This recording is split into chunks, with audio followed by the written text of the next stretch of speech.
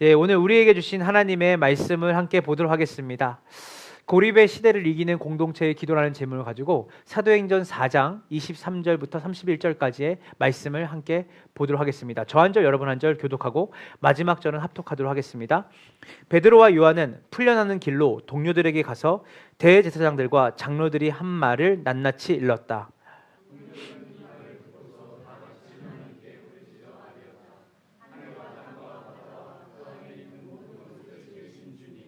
주님께서는 주님의 종인 우리의 조상 다윗의 입을 빌어서 성령으로 이렇게 말씀하셨습니다. 어찌하여 이방 민족이 날뛰며 뭇 백성이 헛된 일을 꾀하였는가?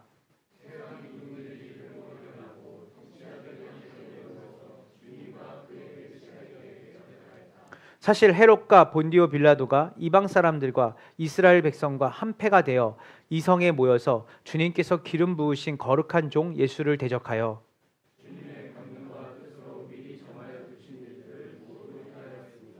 주님, 이제 그들의 위협을 내려다 보시고 주님의 종들이 참으로 담대하게 주님의 말씀을 말할 수 있게 해주십시오.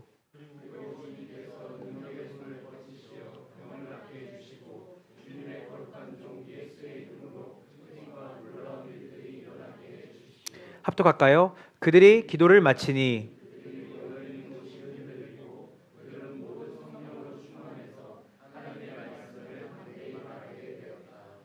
아멘, 아멘입니다. 과학적으로, 의학적으로, 기술적으로 오늘날처럼 편리한 세상이 있을까 싶습니다. 편리를 상징하는 말이 편안입니다. 편안. 그래서 작은 차를 탔다가 큰 차를 타면 편안하죠. 그리고 작은 집에 살았다가 큰 집을 살면 편안하죠. 그러나 이 편안은 편리와 관련이 돼 있어요. 그래서 세상은 편안한 삶을 원합니다. 그러나 기독교의 삶은 그거보다 질적으로 더 깊은 삶이죠. 바로 평안의 삶입니다. 평안. 평안은 환경과 상황에 구애받지 않은 하나님과의 관계에서 누려지는 샬롬입니다. 그래서 편안은 환경과 관련돼 있고 평안은 하나님과의 관계와 관련돼 있습니다. 세상이 가장 현대 사회가 지금 역사상 가장 편리한 시대에 살고 있다고 하는데 역설적으로 가장 외롭고 불안한 시대를 살고 있다라고 사람들은 느낍니다. 자살률은 치솟고 있고 사람들은 풍요 속의 결핍이란 말을 달고 삽니다. 왜 그럴까요? 팀 켈러라고 하는 목사는 그걸 이렇게 진단합니다. 현대 사회의 가장 해악은 뭐냐면 파편화된 개인들의 집합으로 사회가 이루어졌기 때문이죠. 그 말은 뭐냐면 공동체성을 잃어버렸다는 거예요. 그래서 각자가 각자 도생하고 같이 모여 있는 것 같지만 개개인들의 유익과 이익이 최우선되어지는 사회. 그래서 계속해서 내가 얼마나 많은 성과를 가지고 그것을 올려야 되는지, 또 그리고 남들보다 조금 더 나은 인생으로 살아가야 되는. 그래서 약한 모습을 보이면 안 되고 늘 강하고 많은 것을 가진 것처럼 또 살아야 되는 세상이기 때문이다. 그래서 정작 우리가 진짜 내 마음의 아픔과 고통을 토로할 수 있는 사람이 없는 거죠. 심지어는 가족들에게도 그 얘기를 하지 못해요. 자녀들이 부모에게 자기의 속마음을 얘기하지 않아요. 그래서 부모들은 자녀들의 속마음을 알 때는 이미 늦은 거죠. 왜 그럴까요? 어쩌면 우리가 가장 가깝다고 말하는 부모와 자녀와의 사이에서도 사춘기에서 그래. 아유, 우리가 바쁘다 보니까. 그런데 어쩌면 우리 안에 기능과 효율 그리고 개인주의라는 이 시대의 정신이 우리에게 들어와서 우리 안에 정작 우리의 마음과 삶을 누려야 되는 가장 원초적인 공동체인 가정에서조차도 서로가 서로의 아픔을 그리고 서로의 고통을 나누지 못하는 시대가 되지 않았나 싶습니다. 가장 편리하고 가장 편안하다고 말하는 시대 가운데 역설적으로 개인들은 개인들대로 점점 고립되어져 가고 풍요 속의 결핍을 가지고 살아가는 이유를 팀 켈러는 그렇기 때문에 고립된 개인들의 집합으로 현대 사회를 정의했던 것이죠. 이런 흐름이 교회 안에도 들어왔습니다. 신앙생활조차도 편리하게 하려고 하고 각자 개인화되어져 있는 신앙을 가지려고 해요. 그래서 예배를 드릴 때도 누군가가 예배에 집중하지 못하고 은혜를 누리지 못하면 그것은 개인의 문제로 치부해버리죠. 그래서 나만 은혜 받으면 돼. 그리고 나만 하나님께 나아가면 되지. 사실은 이런 사고 자체가 굉장히 우리가 개인적인 그 시대의 흐름이 우리 안에 들어와 있다는 반증이죠. 우리가 함께 은혜를 받고 함께 예배를 드리고 함께 하나님 나라를 바라봐야 한다라고 하는 그 마음 자체가 우리 가운데 사라졌다는 거예요. 교회 안에 또 우리의 가정 안에 제가 예전을 생각해 보면 제가 어릴 때 항상 저희 집이 가정 예배를 드렸는데 사철의 봄바람 불어있고 이거 4절까지인데 항상 4절까지 다 부르세요. 학교 가야 되는데. 그러면 막 그날 좀 이렇게 늦어지면 한 3절까지 부르다 끝났으면 좋겠는데 4절까지 다 부르면 항상 누나하고 저하고 둘이 마음에 불이 납니다. 그러면서 마지막 4절은 우리가 속도를 빠르게 해요. 둘이 템포를 빠져서. 근데 그래도 가정 예배를 드리고 학교를 갔어야 됐어요. 또 어머니 아버지가 기도를 가면 우리를 그냥 재우는 법이 없습니다. 항상 새벽에 다 깨워서 어느 날은 들쳐 업고도 가요. 왜냐면 함께 가족끼리 기도해야 돼. 함께 가정 예배 드려야 돼. 가정 예배보다 그리고 같이 기도하는 것보다 소중한 건 없어. 굉장히 비효율적이라고 생각했어요. 어릴 때. 아니 지금 학교를 늦어 죽겠는데 꼭 가정 예배를 드리고 가야 돼? 매번 늦은 건 아니지만 그렇게 늦어지는 날이 있는 거죠. 근데 그때는 뭐가 중요했냐면 함께라고 하는 단어가 너무 중요했어요. 그리고 함께 은혜 받고 우리 가족은 함께 하나님 나라의 비전을 따라 살아야 돼. 그래서 여기서 개인의 자유와 개인의 역할로 신앙생활을 치부하는 일이 없었습니다. 우리 가족은 공동체야. 하나님이 우리 가정을 세우신 거야 라고 하는 말을 늘 듣고 살았습니다. 오늘날 우리의 신앙생활을 좀 더 생각해 볼까요? 우리의 개인 기도의 영역은 어떻습니까? 어느샌가 우리의 개인의 기도의 영역은 함께 모이지 못하기 때문에 나는 효율적으로 기능적으로 나는 혼자 골방에 가서 기도할 거야. 그런 분들 중에 기도 제대로 하는 분 한 분도 없습니다. 개인 기도는 사실 성경에서 말하는 골방은요, 하나님과의 깊은 관계를 나타내는 메타포예요. 그래서 20명이 있어도 여기가 골방이 될 수 있습니다. 그래서 혼자 있는 시간과 혼자 없는 시간으로 골방이 나누는 게 아니라 결국은 하나님과의 깊은 관계 안에서 하나님과 인격적인 소통을 하는 자리가 골방이 되는 거예요. 성경은 처음부터 우리에게 개인 기도를 말은 하고 있지만 개인 기도의 무게추를 많이 걸지 않습니다. 오히려 공동체 기도. 네. 그래서 공동체 안에서 그 은혜를 받은 그 사람들이 그 불씨를 가지고 개인의 삶으로 돌아가서 기도하게 되는 것이지, 각자가 뿌려놓은 불씨처럼 뿌려놓으면 알아서 하겠지라는 생각으로 성경은 말하지 않아요. 삼위일체 하나님이 처음부터 공동체로 존재하셨고 그분이 세우신 가정도 공동체였고 그 가정이 합의되어서 이루어진 것도 교회인데 그 교회도 공동체입니다. 그래서 우리의 개인 큐티와 개인 신앙이 아니라 우리가 함께 성경을 읽고 함께 묵상할 수 있도록 느슨하지만 같이 연합해서 성경을 읽게 하는 이유도 개인으로 말씀 읽으면 되지라는 각자 도생의 시대의 정신과 반응을 하는 거죠. 우리가 오늘 이제 본문에 등장하는 초대교회 성도들을 한번 봤으면 좋겠습니다. 지금 여러분들이 지금 1장 사도행전 1장, 2장, 3장을 거쳐서 4장인데 지금 오늘 본문이 사실은 3장에서 어떤 일이 벌어졌죠? 이들이 날 때부터 안진뱅이였던 사람을 고치는 일이 일어납니다. 주님의 제자들이, 사도들이 고쳤는데 그것에 대해서 사람들이 주목하기 시작합니다. 한 번도 일어서 본 적이 없는 사람이 일어섰기 때문이에요. 그래서 이 베드로와 요한에게 사람들이 주목합니다. 그 안진뱅이를 일으켰던 사람들에게.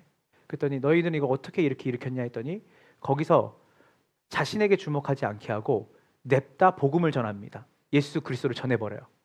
근데 이것들이 그 당시에 있던 유대교회에게는 굉장히 위협이었죠. 왜냐하면 그들의 근간인 유대교는 예수를 당연히 하나님으로 여기지 않죠. 이단의 한 종파로 여겼습니다. 그래서 이 복음을 갖고 복음을 통해 살아가는 이들의 삶과 이들이 전하는 그 메시지는 이들을 굉장히 불편하게 만들었어요. 그래서 이들을 잡아서 뭐라고 말하냐면 다시는 이 복음적 삶을 사는 것에 대해서 경고합니다. 다시는 말하지 말아라. 다시는 그런 삶을 살지 말아라.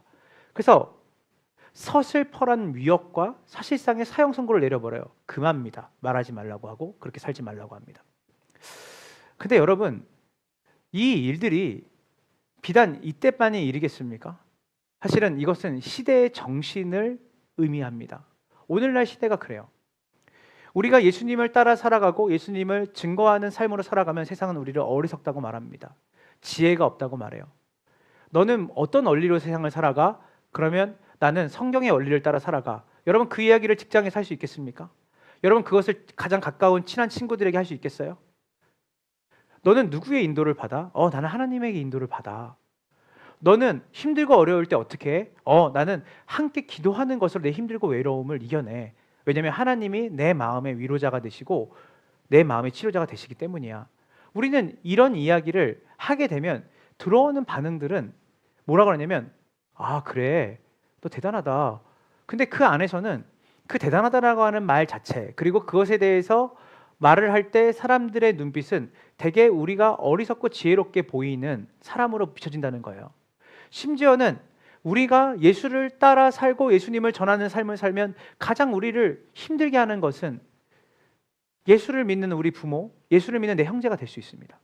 그리고 예수를 믿지 않는 비그리스도인 가족들은 더 힘들게 할 수 있죠. 가장 가까운 사람, 그리고 자기가 살아가는 삶의 터전에서 가장 위로가 되고 평안을 맡아줘야 되고 또 때로는 가장 위협이 되어지는 가장 가까운 사람들이 우리에게 예수를 따라가고 예수를 전하는 삶을 살아가는 일에 금합니다. 적당히 해. 거기까지만 해.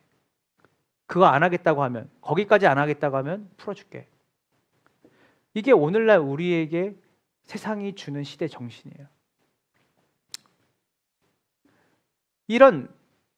이 베드로와 요한이 사형 선고를 받은 것 같은 그 마음을 가지고 풀려졌어요. 근데 이들이 그 얘기를 듣고 숨었거나 그 이야기를 듣고 다시는 내가 예수를 전하거나 예수를 따르는 삶을 살지 말아야지 라고 그들은 숨지 않았다라는 거예요. 그들이 했던 행동의 원리가 오늘 우리에게 지침이 되는 거예요. 한번 따라해 보세요. 하나님의 말씀은 우리의 삶의 원리가 된다. 자, 이들에게 다시는 예수의 이름으로 말하지 말고 예수의 이름으로 살아가지 말아라 라고 위협하고 사실상의 사형 선고를 했는데 이때 그들이 가장 먼저 한 일이 무엇이냐면 우리 다 같이 볼게요. 23절입니다. 준비 시작.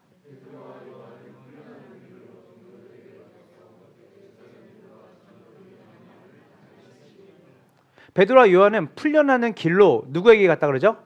동료들에게, 언어로, 헬라 언어로는 자신의 사람들에게 갔다고 해요.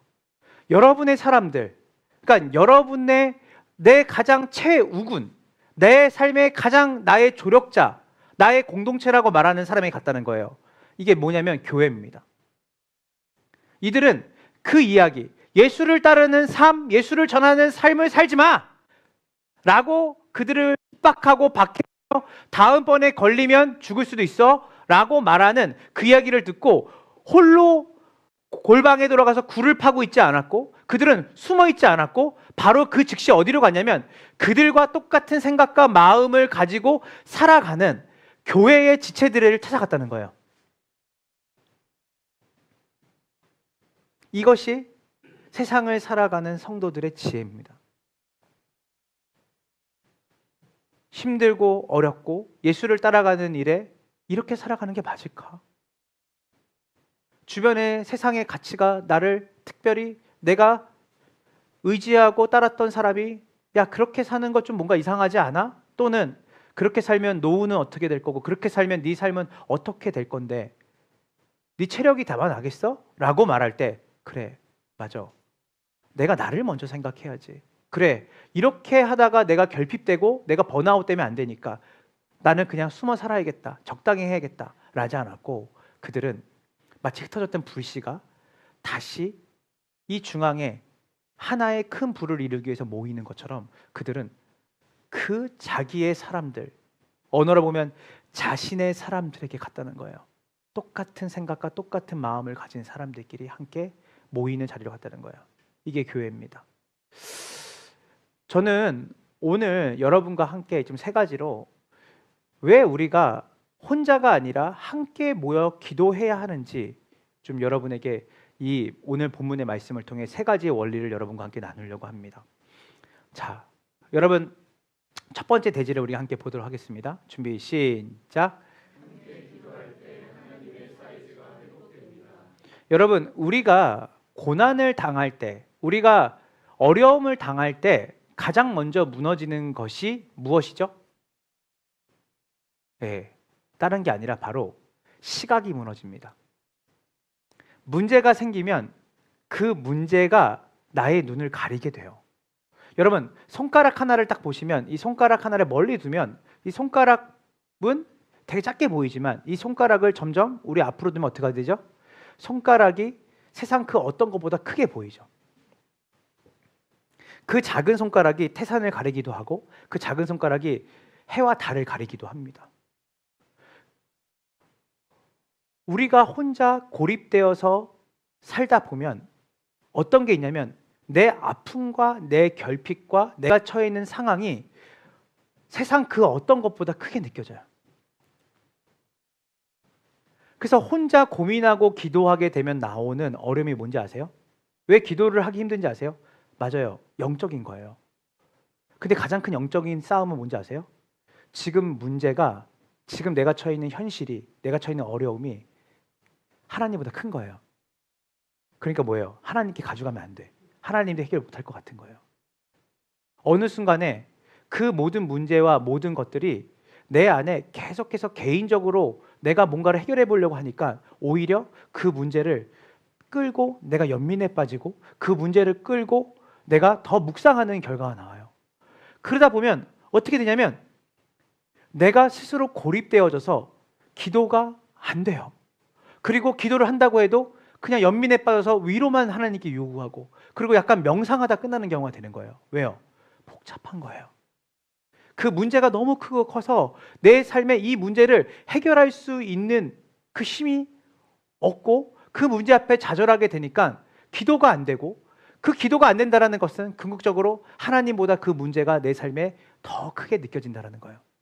근데 여러분, 오늘 본문에 이 핍박받고 어려움을 경험한 성도들이 자기의 사람들, 교회의 사람들과 함께 모여서 기도를 시작하게 돼요. 근데 그들이 기도를 시작할 때 첫 마디가 무엇이었는지 우리 한번 다 같이 볼게요. 24절입니다. 준비 시작. 만물을 모든 것을 지으신 주님.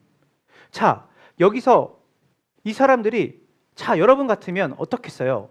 이 베드로와 요한이 그 얘기를 듣고 와, 이게 자기의 생명과 관련된 고난이고 핍박이잖아요. 그러면 그 사람들에게 돌아가서 뭐라고 말했냐면 본문에서는 그들에게 자기들에게 있었던 일을 낱낱이 얘기했다 그랬어요.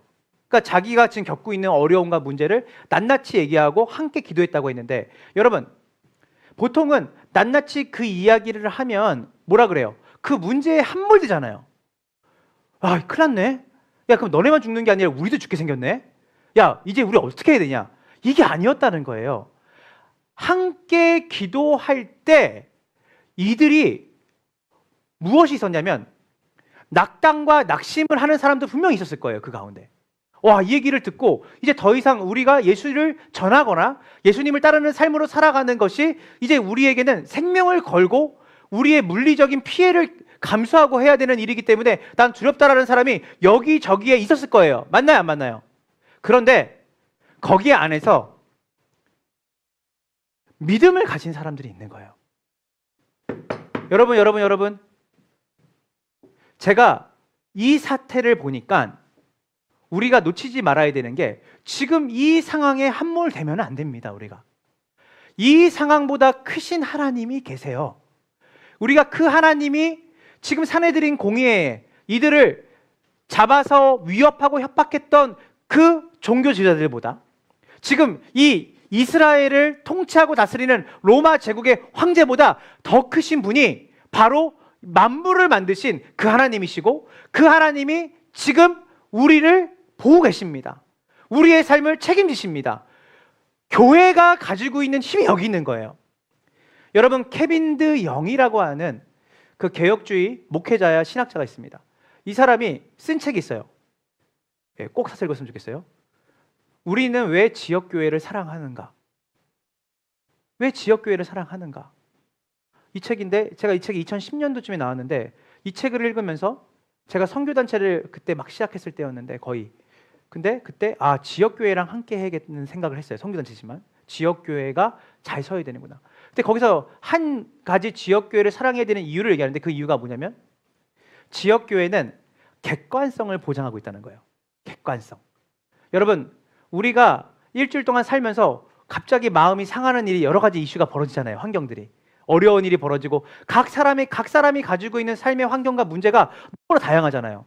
근데 이런 다양성을 가지고 혼자 집에 있거나 혼자 가족끼리 있으면 거기에 계속 함몰되는 거예요. 그런데 여보 일어나, 우리 주일이야, 교회 가야 돼. 근데 교회 가면 하나님의 음성을 내가 지금 온갖 내 마음에 좌절과 낙심이 되는 일들의 소리를 막 듣고 있어요. 내 자아에. 그리고 환경이 막 나한테 뭐라고, 너는 끝났어, 너는 이렇게 살면 너무 소망이 안 보일 거야. 그런데 주일날 교회에 오면 목사님이 뭐라냐면 하나님이 문제보다 크십니다. 하나님이 전능하십니다. 찬양을 통해서 뭐하냐면 우리의 모든 가시도 하나님의 손에 붙들린 바 되었습니다. 이런 얘기를 듣게 되면 뭐 해야 돼요? 내 안에 하나님의 말씀의 객관성이 지금 내 삶의 현실을 해석하는 거예요. 여기서 24절에 만물을 지으신 주님께서는 하늘과 땅과 바다와 그 안에 있는 모든 것을 만드신 분입니다 라고 하는 것은 교회 공동체가 가지고 있는 하나님을 객관적으로 하나님의 말씀에 근거해서 보게 하는 힘이 함께 모이는 공동체 가운데 있는 줄로 믿으시기 간절히 소망합니다. 그래서 개역개정은 뭐라고 하냐면, 따라해 보세요. 대주제. 우리는 지금 3번역을 모이는데 대주제시여. 이 말은 뭐냐면 데스포테스라는 단어예요. 이거는 우리가 말하는 주님이라고 하는 퀴리오스라고 하는 단어와 완전 차별돼요. 퀴리오스는 뭐예요? 내 인생의 주인으로 주님을 모십니다라는 것이 주여라는 말이에요. 그런데 이 단어는 여기에 한 번밖에 안 쓰셨어요. 대주제. 이것은 뭐냐면 절대적인 이 땅의 소유권과 온 세상의 통치권을 가진 주인을 뭐라고 하냐면 대주제라고 말해요. 우리의 삶에 어떤 문제가 가졌든, 우리 각 사람들이 어떠한 생각과 문제를 가지고 있든, 사실은 설교자인 저한테는 여러분의 각 문제들에 대해서 신방하면서 듣고 뭐 다 하고 하면 거기에 함몰되기 쉬워요. 그래서 말씀을 주관적으로 전하게 돼요. 그렇게 되면 안 돼요. 교회는 진리이신 하나님의 말씀대로 하나님의 하나님 되심을 전하는 곳이에요. 그래서 여러분이 지금 어떤 상황과 환경 속에 놓여져 있고 여러분이 어떠한 어려움을 당한다 할지라도, 오늘 우리가 지쳐있고 힘들어서 일주일 동안 낙심돼서 온다 할지라도 여기서 선포되는, 지역교회 선포되는 말씀은 뭐냐면 대주제이신 하나님께서 여러분의 삶을 주관하십니다. 통치하십니다. 그 이야기를 들을 수 있는 유일한 공동체가 바로 교회예요. 모여야 돼요. 함께 해야 돼요. 존 파이퍼라는 목사님은 이걸 가리켜서 뭐냐면, 교회가 줄 수 있는 가장 좋은 선물은 하나님 중심적 세계관의 회복이라고 했어요. 나 중심으로 막 살고 끙끙대다가 여기 오니까 하나님 중심으로 내가 생각하게 되는 거야. 그치? 내 자녀의 하나님이 나의 하나님이 아니라 내 하나님이 아니라 저 아이들의 하나님이 되시지. 맞아. 내가 내 인생을 내가 주관하는 게 아니라 하나님이 내 인생을 주도하시고 내 인생을 이끌어 가시지. 지금 내가 가진 그 어떠한 문제도 하나님의 섭리, 하나님의 계획 안에 벗어날 수 있는 것이 아무것도 없지. 사랑의 하나님께서, 선하신 하나님께서 내 인생을 붙들고 계시지. 그래서 뭐가 돼요? 하나님 중심으로 생각하게 돼요. 사형 선고와 같은 그 상황과 사건 속에서도 하나님 중심으로 바라보게 하는 힘이 객관적인 성경적인 근거를 가지고 이 공동체 안에서 나오기 시작한다는 거예요. 자, 우리 말씀 하나 보겠습니다. 우리 사도행전 4장 25절부터 28절입니다. 우리 다 같이 볼게요. 준비, 시작.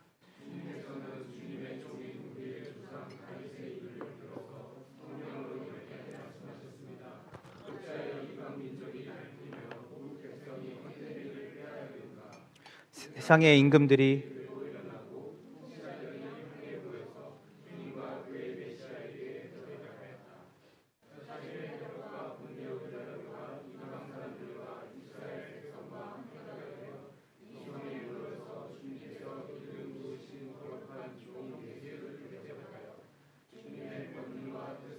미리 정해두신 이들을. 자, 보세요 여러분. 오늘 본문의 25절 28절에 뭐가 나오냐면 시편 2편을 인용해요. 자, 이게 뭔 말이냐면 시편 2편은 예수 그리스도의 고난과 순환을 얘기하는 것이거든요. 그리고 그분을 따르는 사람들의 앞으로의 삶을 얘기하는 거예요.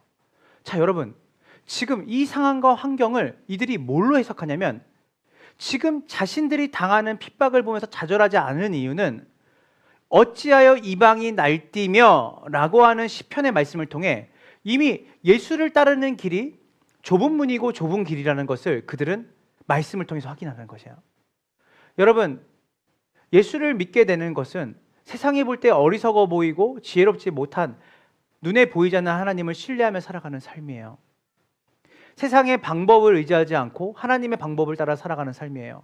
근데 이렇게 살아갈 때 세상이 우리를 향해 조롱하고 냉소하는 일은 뭐예요? 주님의 권능과 뜻으로 미리 정해두신 일들이라는 거예요. 그래서 이들은 자기에게 있는 핍박과 고난을 그날 하루 내가 말실수하고 내가 너무 급진적으로 주님을 사랑해서 내가 이런 피해를 입는가가 아니라 이런 일들은 주님을 따르는 사람들에게 예수님을 따르는 사람들에게 동일하게 일어나는 일들이구나. 주님의 고난처럼. 그것을 이들이 뭐예요? 치열한 지성적 작업이 공동체의 기도 모임을 통해서 일어났다는 거예요. 팀 켈러는 이것을 뭐냐면 복음의 렌즈라고 설명해요. 복음의 렌즈는 말씀을 통해 현실을 해석할 수 있는 힘을 갖게 되는 것이에요. 여러분, 함께 모여서 말씀을 붙들고 기도하는 공동체에게 이 고난과 핍박은 하나님의 구원 계획이 성취되는 과정이라는 거예요. 여러분, 지금 내 삶에 있는 문제, 어려움, 가정 안에 있는 문제와 어려움, 여러분, 그것이 내 현실적으로 볼 때 그것 때문에 내 삶이 너무나 힘들고 내 삶이 죽을 것 같고 거기 안에 굴을 파고 들어가서 끊임없는 연민과 남 탓이 아니라 이 일들을 통해서 하나님이 우리 가정의 놀라운 구원을 이루시는 통로로 사용하시는 거구나. 이 일을 통해 하나님이 우리를 주님께로 더 나아가 주님을 의지하여서 하나님의 그 대로가 우리의 가정에 내 삶에 흐르게 하는 그 일들로 하나님이 이 구원의 계획을 이루는 일로 헤롯과 빌라도가 예수님을 죽이게 하신 거구나. 오히려 그들은 그것이 자기의 승리인 것처럼 생각했지만 그들은 그것을 통해 하나님의 구원이 이루어지는 것을 몰랐다는 거예요. 여러분, 우리의 삶을 해석하는 그 눈은 우리로부터 나올 수가 없습니다. 하나님이 세우신 주님의 몸된 공동체를 통해 교회 예배당의 공동체가 아니에요.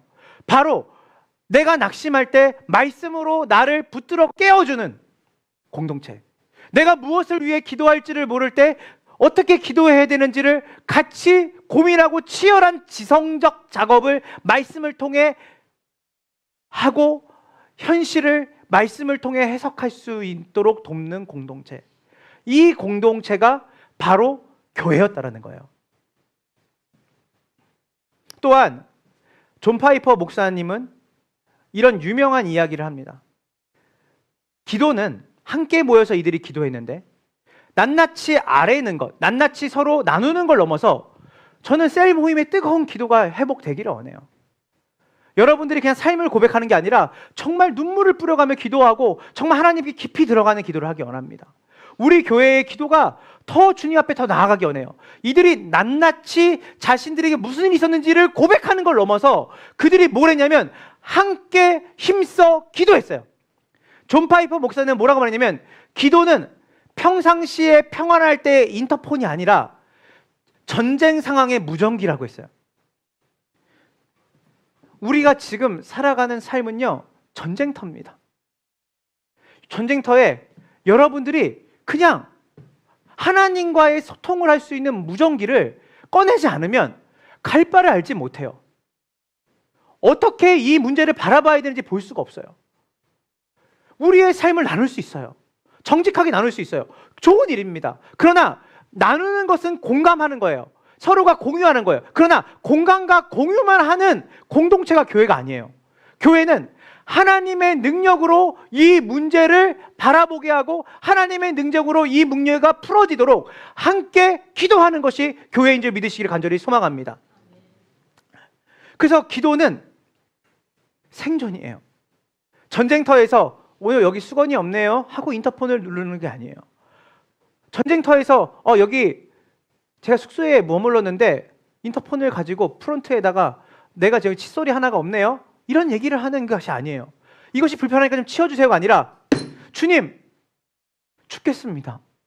주님 살고 싶습니다. 주님 이런 상황입니다. 주님 세상이 온통 전쟁터와 같고 내 삶이 전쟁터와 같고 사람들에게 평안한 척하지만 주님 이 시기는 이때는 우리의 삶은 수많은 전쟁터 속에 휘말려 있거든요. 이때는 뭘 했냐면 무전기를 켜야 돼요. 하나님의 말씀을 들어야 돼요. 하나님께서 우리에게 어떻게 살아가야 되는지에 대해서 반복적으로 말씀하시는 소리에 우리의 주파수를 맞춰야 돼요. 해도 되고 안 해도 되는 것이 기도가 아니라 생존을 위해서 기도해야 돼요.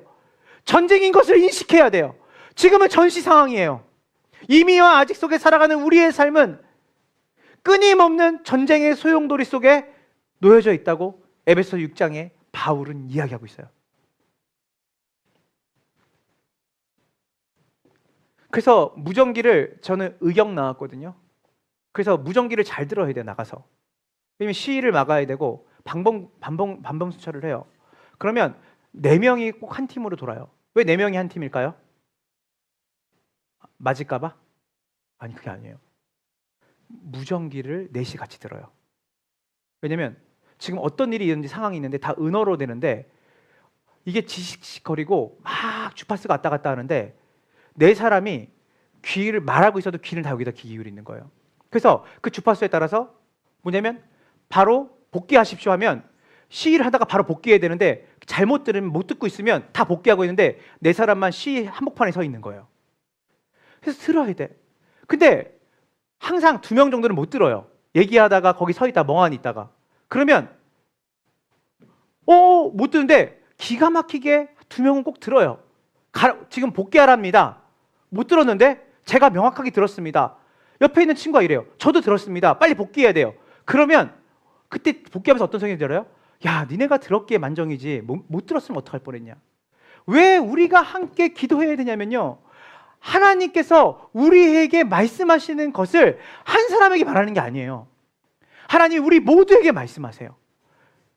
기도하는 가운데, 기도회를 참여하는 가운데, 우리 가운데 하나님께서 우리가 함께 무전기를 들고 주파수를 딱 키면 하나님이 그 주파수에 모든 사람에게 공통적으로 말씀하시는데 두려워하지 말아라, 담대해라, 내가 너와 함께 있다. 그래서 옆에서 막 헤매고 있고 막 진짜 어렵고 힘들어하는 사람, 기도도 못하는 사람한테 옆에 가서 뭐라고 하냐면 주님이 자매님을 사랑한대요.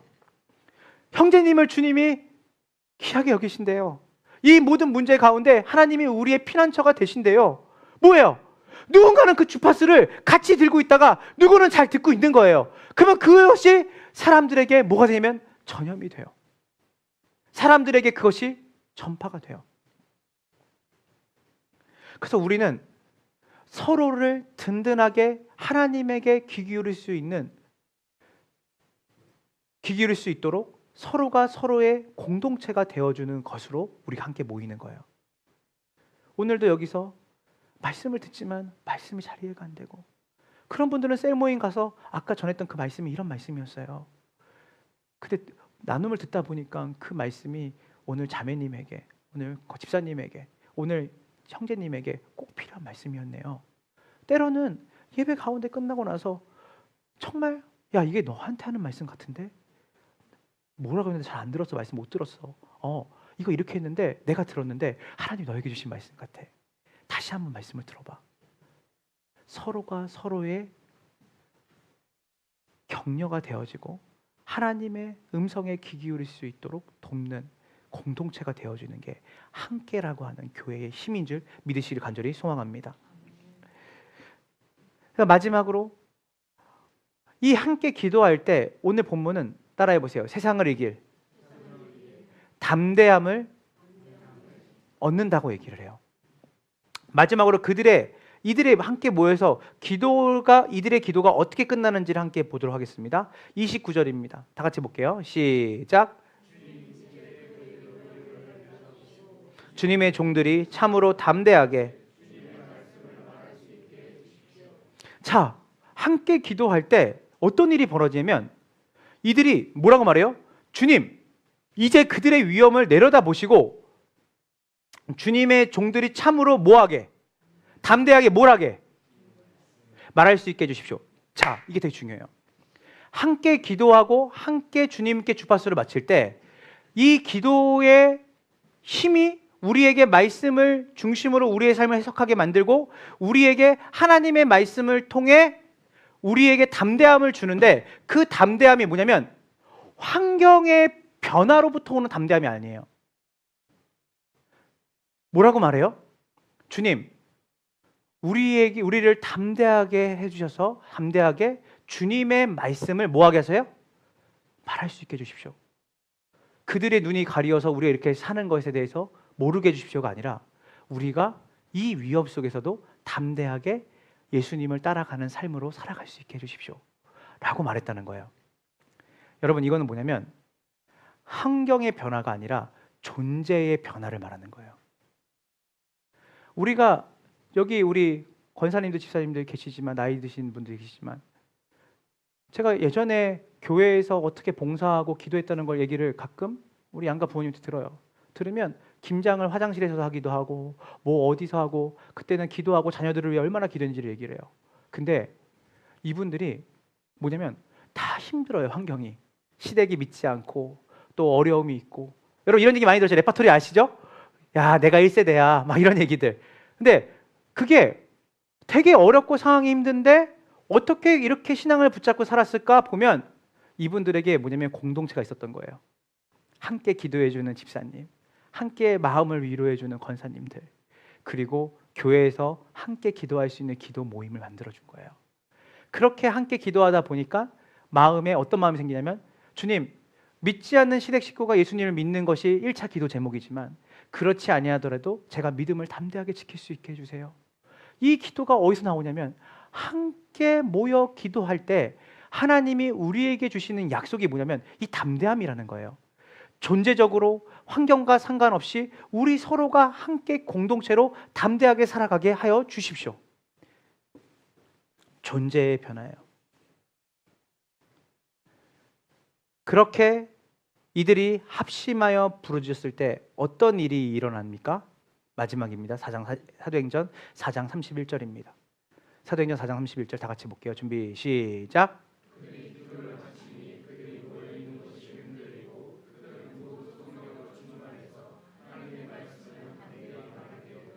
처음부터 복수예요. 그들은 세 번 나와요. 그들이 기도를 마치니, 혼자 기도한 게 아니에요. 함께 기도를 마치니 그들이 모여 있는 곳이 뭐였어요? 흔들리고. 여러분, 이 흔들린다라는 것은 굉장히 상징적인 의미거든요. 자, 이 흔들림은 구약 시대에 하나님이 임재하실 때 나타나는 현상이에요. 임재하실 때. 우리 지난주에 임재 배웠죠? 하나님이 우리와 함께 계시는 것을 느끼는 거잖아요. 자, 출애굽기 19장 18절에 보면 하나님이 이스라엘 백성과 언약을 맺으시기 위해서 시내산에 내려오셨을 때 산 전체가 크게 진동했어요. 이것은 뭐냐면 하나님의 임재를 상징하는 것으로 하나님이 산을 크게 진동시키는 것으로 자신이 이곳에 우리와 함께 계신다는 걸 보여주신 거죠. 자, 또 이사야 6장 4절을 함께 볼까요? 자, 시작.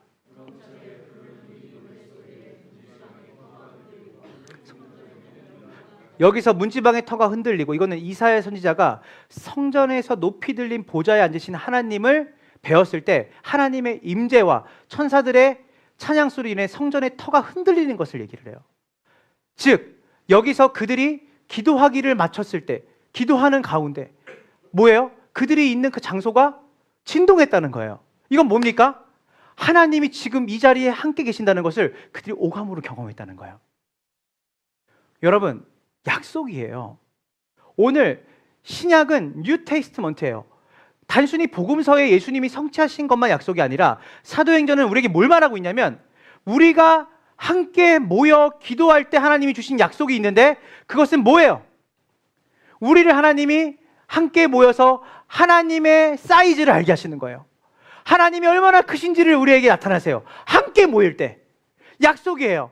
그래서 우리는 모여야 돼요. 세상의 기능과 효율로 우리에게 말하고 개인 기도와 개인 큐티를 얘기할 때 우리의 문제에 함몰돼서 말씀을 보는 게 아니라, 우리의 문제에 함몰돼서 기도하는 게 아니라 공동체가 함께 하는 그 일에 여러분이 함께 참여하셔야 돼요. 거기 안에 뭐가 있냐면 내 문제보다 크신 하나님을 볼 수 있어요. 두 번째 약속이 뭡니까?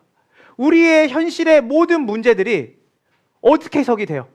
하나님의 말씀으로 해석이 되는 거예요. 하나님의 말씀으로 해석이 되니까 누가 내 문제를 해석하려고 해줘도 해석이 안 돼. 내 자녀의 문제가 해석이 안 돼.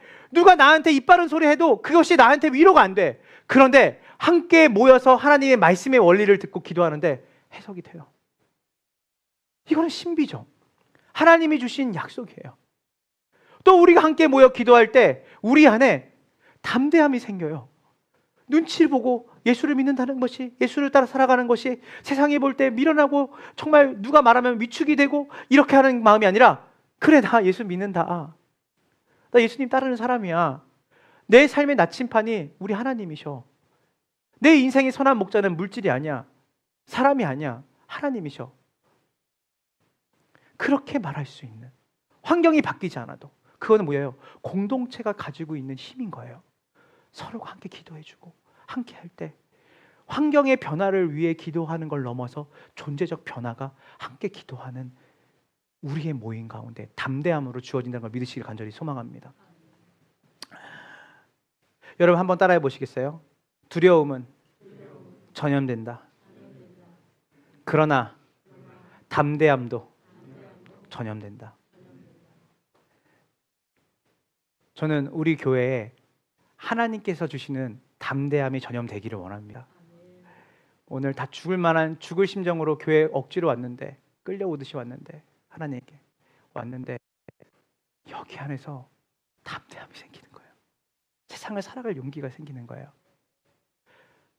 함께 위로해주는 성도들, 격려해주는 성도들, 함께 기도해주는 사람들을 통해서 내 안에 다시 살아봐야겠다, 다시 하나님께로 돌아가 봐야겠다, 하나님께서 이 일을 통해 나에게 이루실 구원이 있겠구나, 우리 가정을 하나님이 놀랍게 새롭게 하실 거라는 위로와 격려를 우리가 함께 모여 기도할 때 일어난다는 거예요. 말씀을 마무리합니다. 건초더미 기도회라고 있어요. 1806년에 일어난 기도 모임입니다. 건초더미 기도회는요, 선교 역사를 얘기할 때 가장 빼놓지 않는 가장 중요한 이야기예요. 그래서 건초더미 기도회는 1806년에 시작이 됐는데, 어디서 시작했냐면 1806년 8월에 미국 윌리엄스 대학에서 학생 5명이 그 학교에서 이제 기도 모임을 시작한 겁니다. 여러분, 이때 1806년 8월에 미국 윌리엄스 대학의 그 실제 상황이 어떠냐면요, 그 당시에 반기독교 정서가 계몽주의와 함께 휩쓸었어요. 그냥 미국 전역을. 그래서 뭐가 있었냐면, 실제로 윌리엄스 대학에서 그 대학생들이 성경을 불태우는 일을 웃으면서 했고요. 그리고 십자가를 보게 되면 십자가를 발로 차서 꺾어버리고, 그리고 교회의 주일에 예배를 가는 친구들을 따라다니면서 조롱하고 냉소하고, 그런 일들이 대학가의 문화였습니다. 근데 이 사무엘 밀즈라고 하는 친구가 대학교를 입학했는데 혼자 기도하는 게 너무 두려운 거예요. 상황이 너무 대학교의 분위기가 문화가 그러니까. 그래서 뭐 했냐면 같이 기도할 사람을 구하고 찾기 시작했어요. 그랬더니 그 윌리엄스 대학에 4명의 친구들이 더 있는 거예요. 제임스 리차즈, 프랜시스 로빈스, 하비 루비스, 바이람 그린이라고 하는 4명의 친구가 자기와 똑같은 마음이 있다는 걸 알게 돼요. 이 대학을 위해 기도하고 싶어하는 친구들. 근데 거창한 기도가 아니었어요. 저는 대학을 위한 기도를 하기 위해서 모였는지 알았는데 그게 아니라 처음에는 자기의 신앙을 지키는 기도. 그래서 너무 이 대학 문화가 너무나 세속적이니까 자기들이 신앙을 잘 지킬 수 있을까라고 하는 고민으로 누구라도 한 명 같이 기도했으면 좋겠다는 마음으로 그들이 기도했는데 대학교 안에서도 기도를 못했어요. 왜냐하면 기도할 수 있는 곳이 없었고 기도를 하게 되면 그런 어떤 소셜 프레셔죠. 그런 사회적 압박을 받는 거예요, 친구들이. 그러니까 어디로 가냐면 한 강가로 갑니다. 강가로 가서 학교에서 한 15분, 20분 떨어져 있는 강가로 이 5명이 학교 수업이 끝나면 자기들끼리 뭐야 보여주다 가요. 가서 계속 정기적으로 가서 기도하는 거예요. 자기의 신앙을 지키고 싶어서. 이 어린 학생들이. 그런데 어느 날 이제 거기 강가로 가는데 비가 억수같이 오는 거예요. 그래서 다 가지도 못하고 어디냐면 건초더미가 있길래 건초더미 안에 들어가서 우리가 같이 기도하면 어떨까 해서 기도를 하는데 중요해요. 이들이 거기서 좁고 냄새나는 건초더미에 서서 밖에 비가 억수같이 오고 거기서 이렇게 5명이 옹기종기 모여있는데 기도를 시작한 거예요.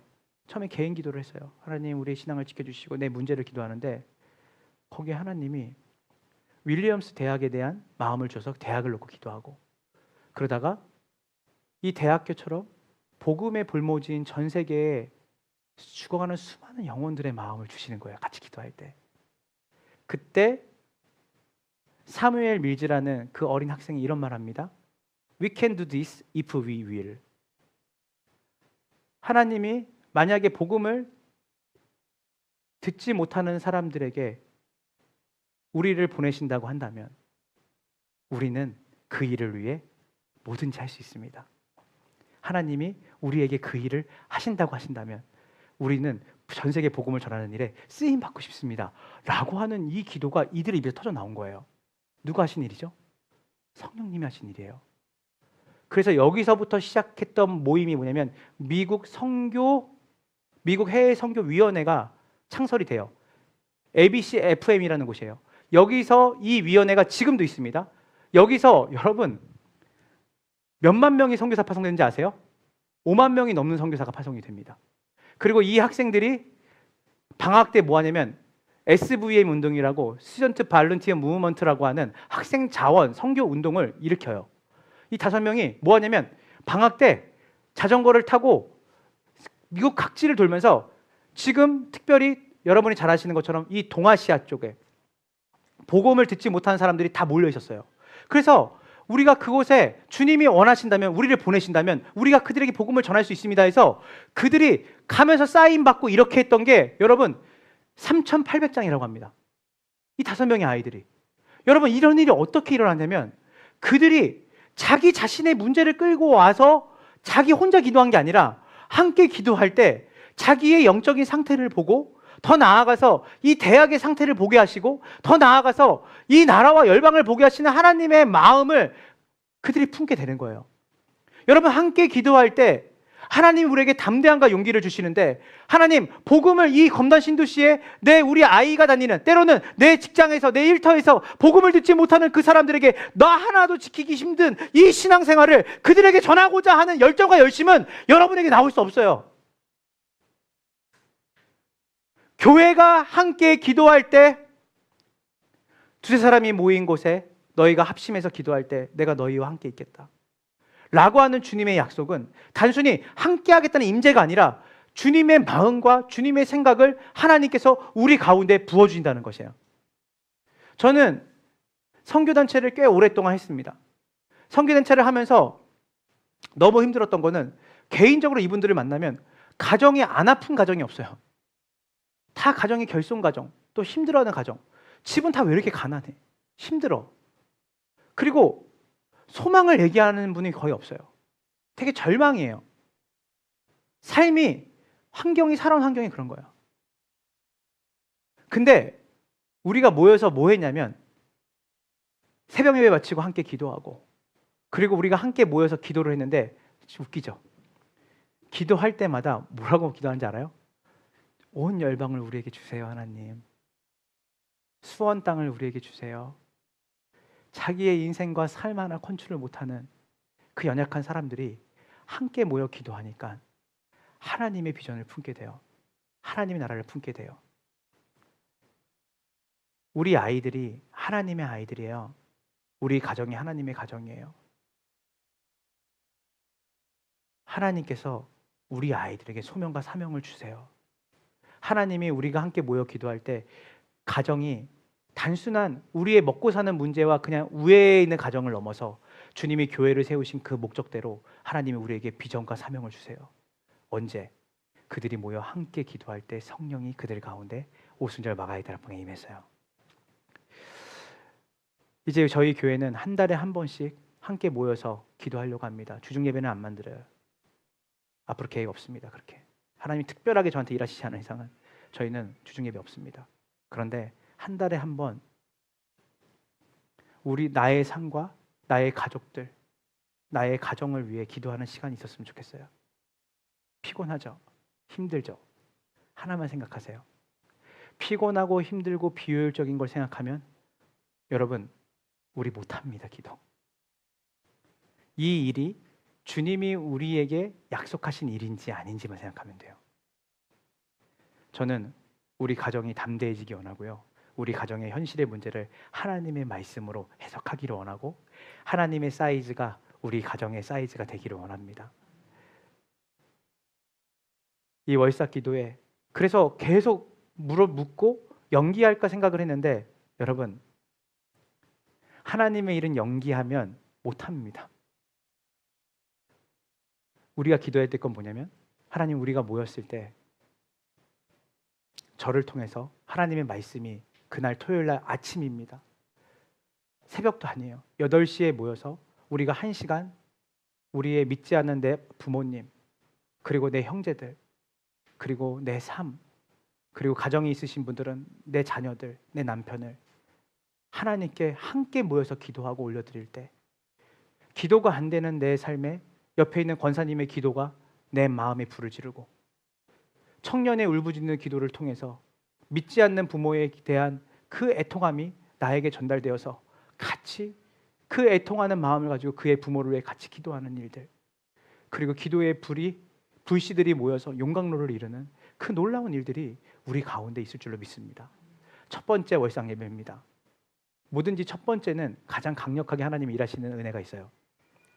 저는 여러분들을 강요하고 싶지 않습니다. 그러나 목회자로서 한 달에 한 번 우리 가족과 가정을 품고 우리가 함께 기도할 때 어떤 일이 일어날지를 우리가 기대했으면 좋겠어요. 도망치지 마시고 숨지 마시고 여러분의 사람들에게 모이세요. 그리고 우리가 함께 기도할 때 하나님께서 우리에게 오늘 말했던 이 세 가지 하나님의 사이즈와 현실을 말씀으로 해석하는 능력과 그리고 우리에게 거침없는 하나님 나라를 향한 담대함을 우리에게 허락하실 줄 믿습니다. 우리 이 시간 다 같이 함께 찬양하고 우리 기도하며 나갈 텐데요.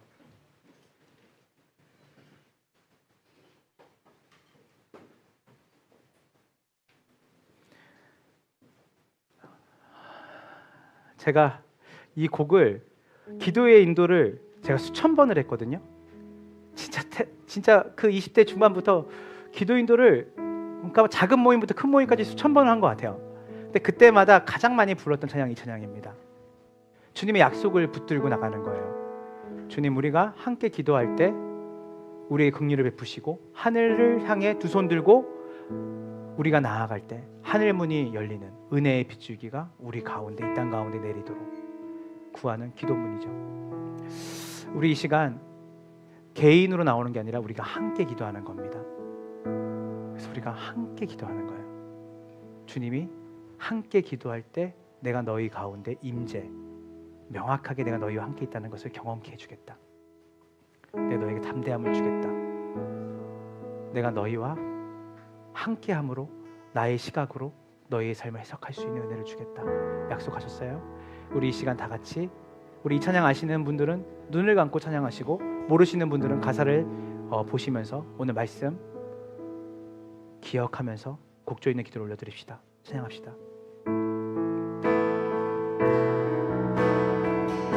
우리 함께 기도해. 우리 함께 기도해. 누구에게? 주 앞에 나와 무릎 꿇고 긍휼 베푸시는 주, 하늘을 향해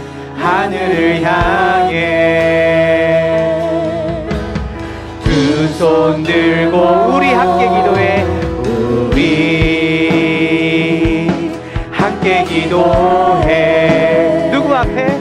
주 앞에 나와 겸손하게 무릎 꿇고 우리에게 긍휼 베푸시는 주, 하늘을 향해 두 손 들고 우리 함께 기도해. 우리 함께 기도해. 주 앞에 나와 무릎 꿇고 긍휼 베푸시는 주, 하늘을 향해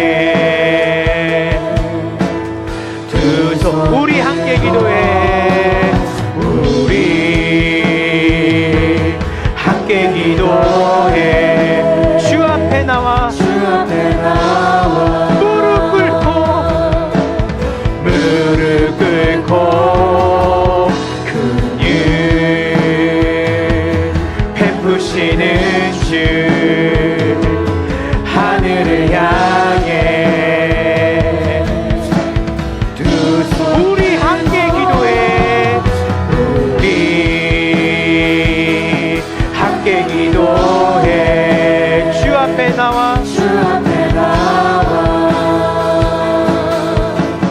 무릎 꿇고 긍휼 베푸시는 주, 하늘을 향해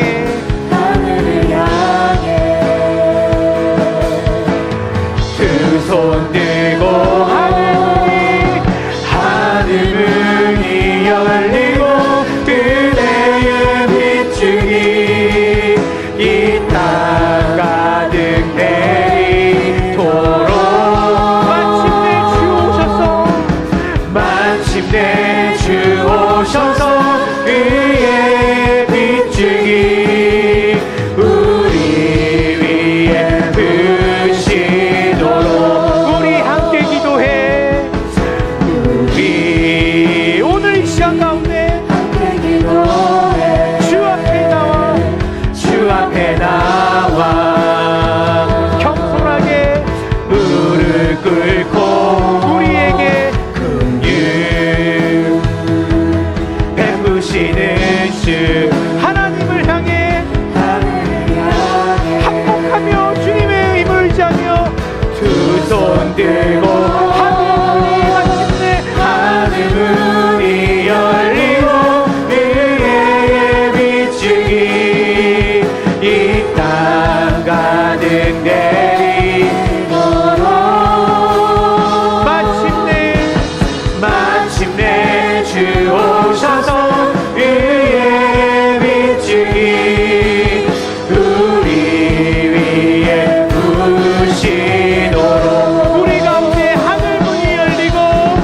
하늘문이 열리고 은혜의 빛중이 우리 가정 가운데 이 땅 가득 내리도록 기도하는 가운데 마침내 주 오셔서 의의 빛중이 우리 위에 부시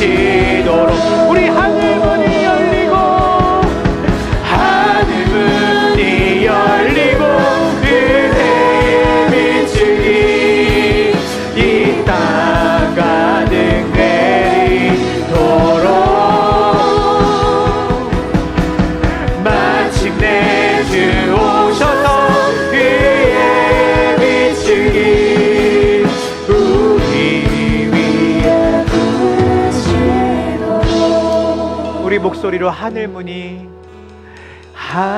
문이 열리고 은혜의 빗줄기 우리의 가정과 상 가운데 땅 가득 내리도록 기다렸던 그 주님의 임재가 마침내 주 오셔서 은혜의 빗줄기 우리 위에 부시도록 하늘 문이 열리고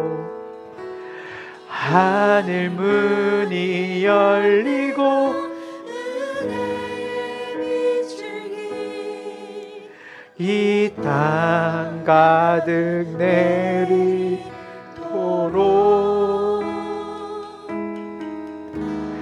마침내 주 오셔서 은혜의 빗줄기 우리 위에 부시도록. 우리 이 시간 다 같이 함께 기도할 때 가물어 메마른 땅과 같이 우리의 가정이 하나님 쩍쩍 갈라진 땅과 같습니다. 하나님 제 삶이 가물어 메마른 땅과 같이 쩍쩍 갈라져서 풀 한 포기도 자랄 수 없는 땅과 같습니다. 하나님 제 삶이 우리의 가정이 내 가족들이 내 부모가 내 자녀가 하나님 내가 서 있는 그곳이 그렇게 보입니다. 오늘 주님 우리가 함께 기도하기를 결단합니다. 먼저 우리 안에 하나님 기도가 회복되게 하소서. 우리 안에 마침내 주 오셔서 은혜의 빗줄기를 우리의 상 가운데 우리의 가족 가운데 가정 가운데 내 상 가운데 내리시도록 우리가 원합니다. 오늘 이 시간 반복되는 시간이 아니라 주님 우리가 이 시간 함께 기도하는 것입니다. 하나님 함께 기도할 때 주신 약속을 내가 사모합니다. 하나님 그들이 함께 기도할 때 하나님 그들에게 담대함을 주시고 하나님의 시각을 주시고 하나님의 역사하심을 그들이 바라볼 수 있는 시각의 크기가 열렸습니다. 하나님 오늘 이 시간 가운데 주님의 은혜의 빗줄기가 필요합니다. 주님의 긍휼이 필요합니다. 주님의 은혜가 내 삶 가운데 그 은혜의 단비가 내리도록 주님이 역사하여 주시옵소서. 우리 시간 다 같이 함께 기도할 때 말씀 붙잡고 은혜의 빗줄기가 내 삶에 내 가정에 우리의 가족들에게 우리의 삶의 현장 안에 충만하게 내려지는 우리의 삶이 되기를 원합니다. 이 시간 다 같이 주여 할찬 기도하며 주께 다 함께 기도하며 나옵시다. 주여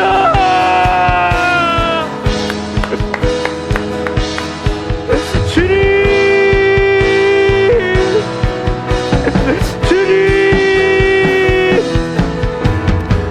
우리 안에 당신의 은혜가 필요합니다. 당신의 긍휼이 필요합니다. 오 하나님 대주제 되신 하나님 우리의 문제 얼마나 커 보이는지 모르겠습니다. 주님의 시간 가운데 사형선고를 받은 것 같은 위협과 압박 앞에 우리가 서 있는 것 같습니다. 하나님의 상황 속에서 그들이 자기의 사람들에게 갔습니다. 그래서 난 낫지 말했습니다. 나 죽을 것 같다. 나 죽이 된다. 이렇게 살아가는 삶이에요. 오 하나님 이 주일에 우리에게 주의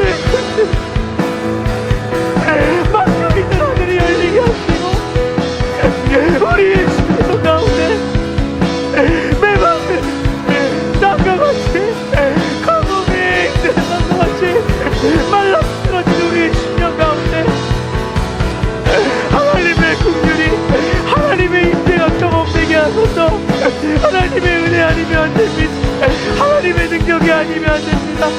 하나님 우리가 함께 기도할 때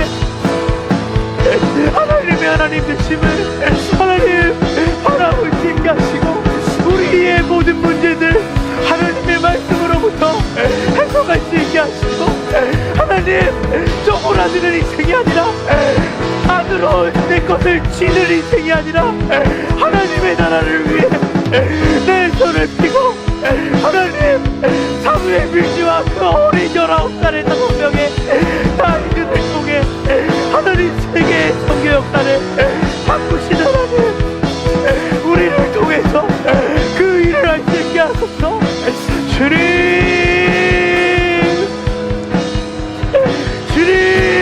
가족들을, 우리의 부모와 믿지 않는 내 형제자매들, 믿지 않는 내 하나님, 우리 안에 주님 힘을 주십시오. 주님, 우리 안에 주님의 그 담대함이, 주님으로 담대함이 우리를 전념하게 하셔서 우리 안에 하나님에 대한 믿음, 하나님의 긍휼, 하나님 마침내 하늘문이 열리고 은혜의 물줄기가 쏟아지는 경험, 하나님 세상은 알 수 없네. 하나님, 한여름의 장마비처럼 내 마른 인생 가운데 하나님 주님의 은혜의 담비가, 하나님, 우리가 함께 기도할 때 임할 수 있게 이 주일에 함께하는 이 기도 모임을 통해 주님의 은혜를 경험하게 하소서. 주님, 주님,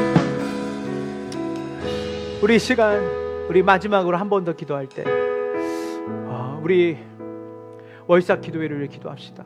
주님, 귀찮은과 개인주의와 효율의 문제가 아니라 하나님 함께 기도하라 하셨습니다. 한 달에 한 번 우리가 가족들을 위해 기도할 겁니다. 내 부모, 내 형제 자매, 또 자녀, 내 아내, 내 남편. 그래서 가정이 있든 없든 우리의 가족을 위해 기도하고, 가정이 있으면 가정을 위해 기도하고, 한 달에 한 번 우리가 함께 모여서 우리의 가족들을 주님께 올려드릴 때 하나님이 우리에게 무엇을 보이시고 어떤 마음으로 가족들을 보게 하시고 그 가족들에게 하나님의 놀라우신 복음이 심겨지는 그 환상과 꿈을 함께 꾸는 그 시간이 될 겁니다. 하나님, 이 시간 우리가 기대합니다. 소망합니다. 검단 함께하는 교회 첫 월삭 기도회 때 특별히 가족들의 회복이 일어나게 하시고, 하나님 믿는 자의 숫자가 더하는 일들을 경험케 하시고, 하나님의 복음 앞에 담대하게 사명을 갖고 가족들이 일어나는 담대한 시간이 되어질 수 있도록 은혜를 더하여 주시옵소서. 우리 시간 다 같이 월삭 기도회 때 주님이 주신 은혜를 사모하며 그들이 함께 모여 기도할 때 하늘문이 열리고 하나님의 임재가 경험이 되었던 것처럼, 하나님은 월삭 기도회 때 우리가 함께 모여 기도할 때 하늘문을 열어주셔서 하나님의 놀라우신 은혜와 하나님이 주시는 기대와 소망과 하나님이 주시는 용기와 하나님이 주시는 평안이 충만하게 넘치는 임재가 가득한 월삭 모임이 되게 하여 달라고, 우리 이제 다 같이 월삭 기도회를 놓고 다 같이 주의 기도하며 주께 나아갑시다. 주여,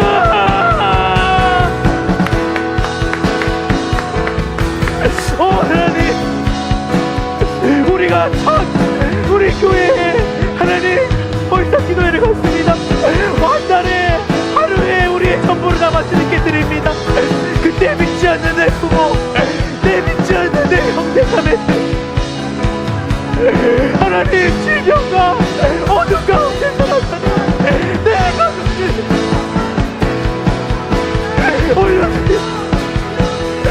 하나님, 사형 선고를 받은 것 같은 그 절망적인 상황 속에 그들이 흩어져서 개인의 문제에 함몰되지 아니했고 그들이 함께 모여 기도했습니다. 오늘 이 시간 우리가 그 월삭 기도회를 주님께 올려드립니다.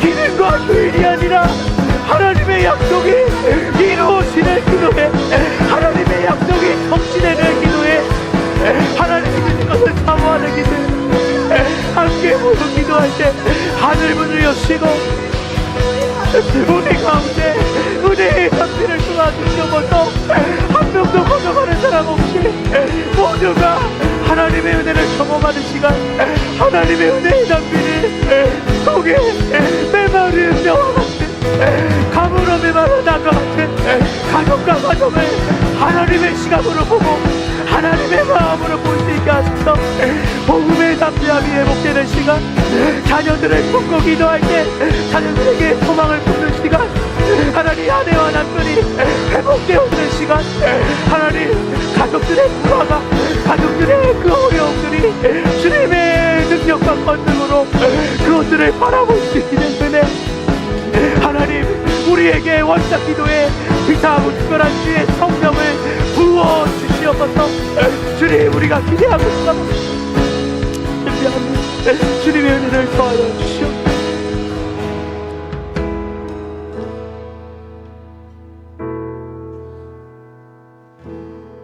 하늘 문이 열리고 하늘 문이 열리고 은혜의 빗줄기 이곳 가득 내리도록